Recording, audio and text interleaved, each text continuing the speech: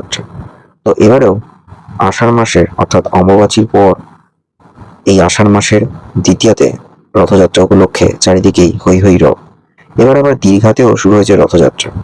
যাই হোক, আমরা ছিলাম উত্তর কলকাতা শহরতলির কামারহাটি পৌরসভার অন্তর্গত এই রথযাত্রাতে, যেটা দুটো রথ হয়। একটা পুরনো রথ, বহু বছর ধরে চলে এসেছে, আর একটা হচ্ছে সম্প্রতি বছর 7-8 হলো শুরু হয়েছে। এখানকার লোকাল কাউন্সিলর বর্তমানে সোমনাথ রায়চৌধুরীর তত্ত্বাবধানে একটি রথ হচ্ছে, যেটা একটি জগন্নাথ মন্দিরও আছে। তো সেই রথের মেলাতেই গেছিলাম এবারে। যথেষ্ট ভিড় হয়, চারদিকে আলোয় সেজে উঠেছে, প্রচুর মানুষ এসছেন এবারেও। তো দুটো রথ একসঙ্গে বেরিয়েছে।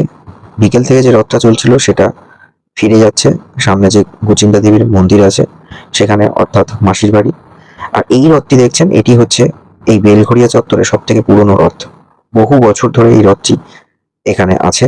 সামনে একটি মতিলাল ঘোষের যে বাগান বাড়ি সেখানে থাকে, আর প্রত্যেক বছর সেখান থেকে হয়ে তিনি যান জগন্নাথের যে মন্দিরটি রয়েছে মাসির বাড়ি সেখানে।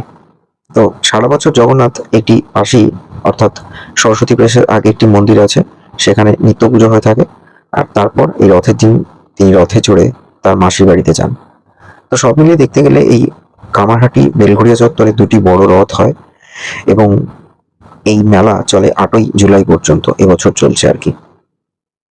তার সাথে অবশ্যই থাকে এই গাছের একটা বড় কালেকশন। এবছর যেহেতু গরমটা কম ছিল, বৃষ্টি ভালো হওয়াতে প্রচুর গাছ এসছে। পাওয়া যায় না এরকম গাছ এখানে নেই, দেখলাম এবছর সব গাছ এসছে এবছর। ফুল ফল, ঘর সাজানো, ইনডোর আউটডোর প্ল্যান্ট, কি নেই। দাম একটু বেশি, তবে মানুষ হাসি মুখে গাছ পাচ্ছে, নিয়ে যাচ্ছে। সব রকম গাছ রয়েছে। আমিও বেশ কয়েকটা গাছ কিনলাম, যার মধ্যে গোলাপ ছিল, জুঁই ছিল, আর গুলমোহর সামথিং কিছু একটা নতুন গাছ নিলাম, আমি জানতাম না, আর একটা কাগজ ফুলের গাছ।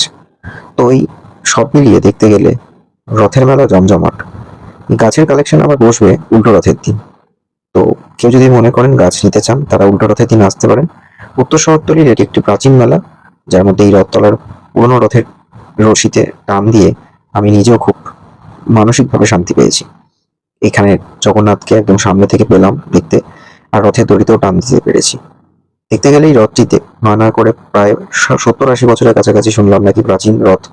এবং যত দিন যাচ্ছে আহারে বহরে মেলা বাড়ছে, মানুষের মধ্যে যেই ধার্মিক চিন্তাটা আসছে, এবং তারা যে সদর্পে নিজেদের সনাতনী ভাব উপাচারগুলোকে যে প্রকাশ করতে পারছে, মানুষের মনের মধ্যে যে হৃদয় ভগবান যে স্থান করেছে এবং তা দিকে দিকে ছড়িয়ে পড়ছে। অনেকগুলি জগন্নাথ মন্দির হয়েছে, এবং যেখানে যেখানে মন্দির আছে সেখানে সেখানে তো রথ পালিত হবেই।